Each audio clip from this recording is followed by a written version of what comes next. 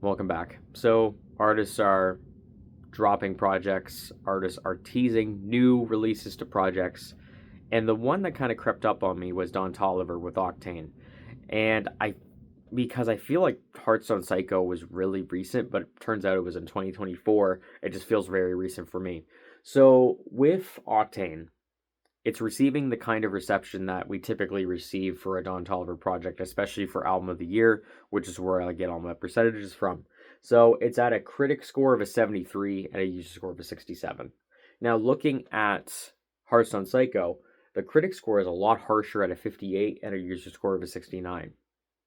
Now, going back to Hearthstone Psycho, I think it was a very needed and a good reset for Don Toliver while still bringing that hard rock, kind of harsher edge that album brought, especially with the guitars and a little bit more of the harsher production.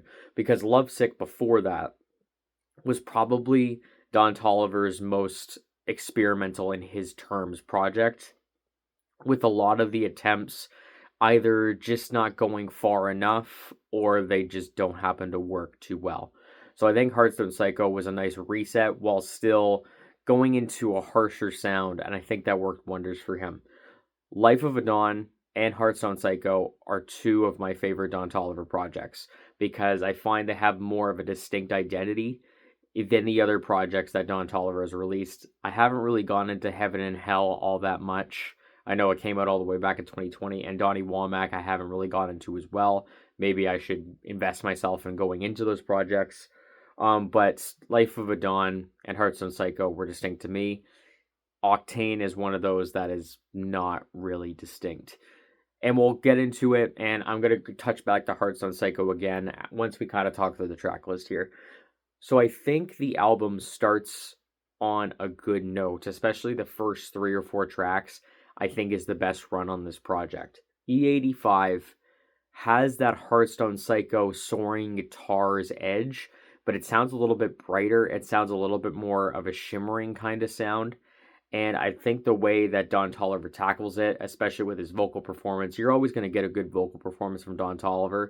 But I think the way that the instrumental is just a little bit more of a brighter sound and a little bit more of a remix to the Hearthstone Psycho sound, but with a more upbeat tone, I think it does set the project off really well. And it just hard goes into Body. And I think Body is probably my favorite song on the project. It is a metallic, it is a futuristic banger. And I think the Travis Scott production here is just so metallic. It feels super futuristic.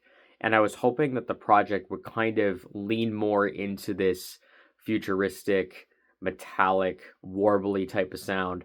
And particularly on Body, I really like the motif on the track where Don Toliver has a little bit of a lyric, and then I think one of the explicit words bitch was cut out, but instead of just leaving it blank, it adds this really warbly and distorted bass hit. And those little motifs, those little small little details make that track one of my favorites because it just sounds more distinct and more interesting, and there's a lot more going on the track than a lot of the stuff that's going on in this project, which we'll dive into as we go further down the track list. Rendezvous is a good collaboration with Yeat and Don Toliver. I just wish the production was a little bit more, I guess, interesting. I think the vocal chemistry between the two artists, I think, has always been good. I think Two Tone is a better collaboration because it is so different.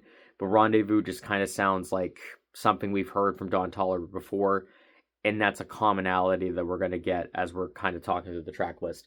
Now, Secondhand is a little bit of a different story, kind of offsetting from that topic point there. I think the futuristic reggaeton dancehall sound that Don Toliver works with here sounds great. And Rima steals the show. I think Rima brings probably one of, if not the best feature on this project. The way that he varies his vocal performance, the way that it's just the energy just keeps high tempo, but also has this smooth and kind of relaxed feel to it. It's a very nice blend, and I think Don Toliver does bring a pretty good performance as well, but Rima steals the show on that track. Now, once we get past those tracks, of course, you have singles like ATM and Tiramisu, which are just okay. And a lot of the times, I think the production could go a lot further. And maybe I'm looking for that more kind of bassy, kind of more futuristic sound that I got from the starting point of this project. And it just kind of, the production kind of skitters out to where it just feels too minimal and it feels a little bit limp when it comes to its production. Especially when you think of Rosary, which is a Wheezy out of here beat, which I love Wheezy's production, but I feel like this is one of his kind of afterthought beats that it just doesn't really carry a lot of weight to it. And Don Toliver doesn't really bring the most captivating vocal performance. The reason why I have the plus minus is that I think Travis Scott does a lot better on this instrumental, and I think he does a lot more interesting things on said instrumental. And with Don Toliver, like, he's going to always give you a good vocal performance, but I feel like we've heard these tracks before, and it's getting to a point where I think these tracks where they sound just kind of like album filler, or they feel like this is something that we've heard before from Don Toliver. All the Signs is actually an interesting kind of conundrum that I have, because I think the first half of this song with that kind of synth harp almost sounds like something like out of Ocarina of Time from Legend of Zelda. I think the first half of this song is actually beautiful. And if it was a full song by itself, the way that it is, and also the way that it's just very hushed, it's very minimal, and it's just literally just the harp and Don Toliver's vocals, I think we could have got something really cool and really interesting. But the way that it segues into almost like a little bit of a chopped and screwed bit where the vocals get pitched down, the instrumental also gets pitched down. Tizo Touchdown does bring a good performance, but I just feel that the songs don't, the song kind of just clashes in the middle, and instead of having the whole track sequence into something I like as a whole, a lot of the times when I get to the second part, the beat is just not nearly as interesting on the second half, even with Tizo Touchdown bringing a pretty decent performance, especially that last vocal melody that Tizo Touchdown hits at the end. I think that's probably his best part of the performance, but it's just kind of a moment where half the track is interesting, half the track is very much not interesting. And that's kind of a thing that starts to get into the latter half of this project, where I think the features, while some of them may not be as interesting as others, I feel like they are more interesting than Don Toliver is. K9 is a great example. Sababy, I love Sababy, and I think he's brought great features on the Jack Boys project, which I was not a big fan of, as well as Yeat's latest EP. And Sababy has, I'm trying to remember what the project is, but it's the one with Viking. I think it's Sahim, it's called. I love Sababy. I'm interested to see what he's going to do on his newest project whenever that comes out. But he steals the show.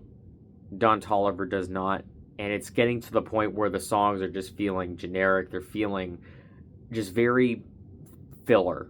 And it's kind of bloating the project. Even though the project is only like, I think 44 to 49 minutes long, it feels a lot longer than that 44 to 49 minute runtime. Excavator, I think, has that little bit more of that futuristic beat, which sounds a little bit more interesting.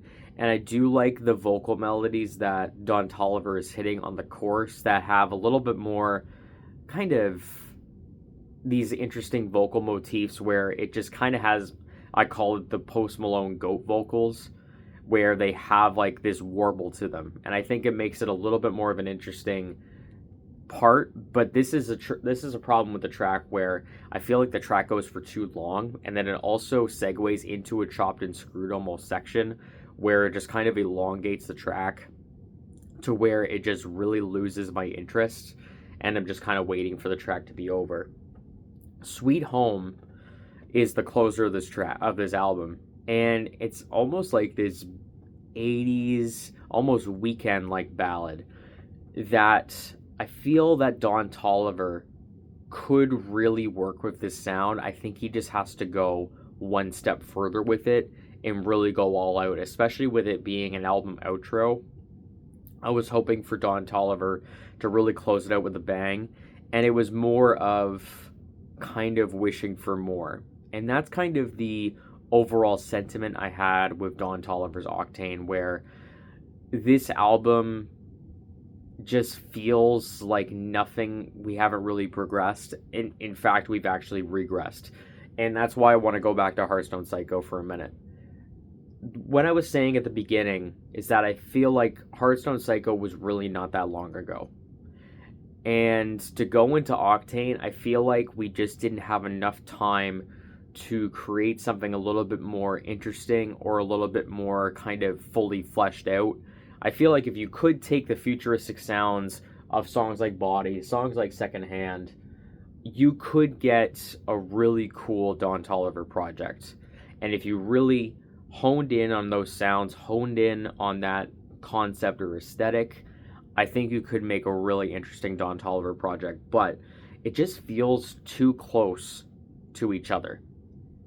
And when some artists are able to get away with releasing 1 to even 2 projects a year and still sound interesting enough, but a lot of the times it can fall into an area where there's not enough progression and the both albums sound very similar to each other when you release them in a short period of time. I think Don Toliver could have waited another 6 to 8 months, maybe even a year, to really flesh out this sound and this concept to make it more substantial. Even Yeat, for example, I love Yeat. I absolutely love everything that he's done, but there was 2093 that was, I think, all the way back in 2023 that released at the very beginning of the year.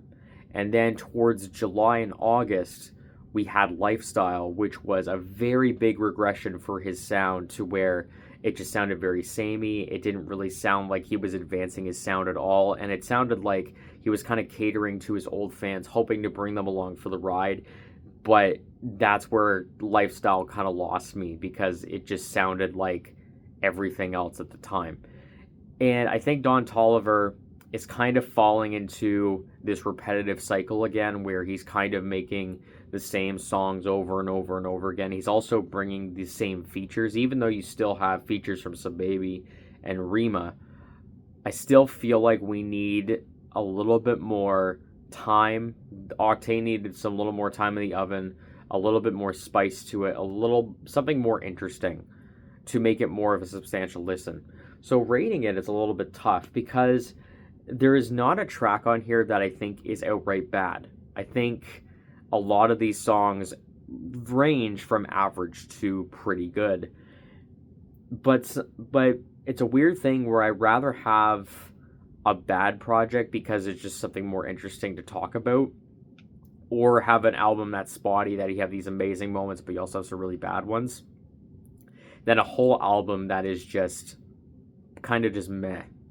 That's just kind of average, because it's just more of a boring album experience if you have a whole album that just feels like it's way too long, even though it's 49 minutes. So I'm going to fall into the 4 out of 10 range on this project. Now, that seems quite harsh, and I get it. As I was saying, there's not a bad song on this project, but the way that the album feels bloated, the way that this album just feels kind of generic and something that Don Toliver has done before, it's getting to the point where it's starting to become pretty stale. And I hope that Don Toliver takes the time on this next project to really hone in on his sound and make it more interesting. I already have a feeling, too, Octane is going to get a deluxe. I feel like Don Toliver has released deluxe for almost every single project. I feel like we're probably going to get it for this one. But I think Don Toliver needs time. I think Don Toliver needs time to really make something truly splash. Because for myself, I think Don Toliver has the vocal capabilities and also the producers and artists around him to make a classic, a trap classic in his sound, especially considering how unique his voice is. But I think he just needs time. And I think he needs to really focus in. So that's my thoughts on Octane. What are your thoughts on this project? Leave a comment down below. Like and subscribe if you'd like to. Thank you very much for watching and for your support. And I'll talk to you again soon. I'll be talking about the Grammys tomorrow night as well, talking about kind of the breakdown on that. So catch out for that, and thank you very much.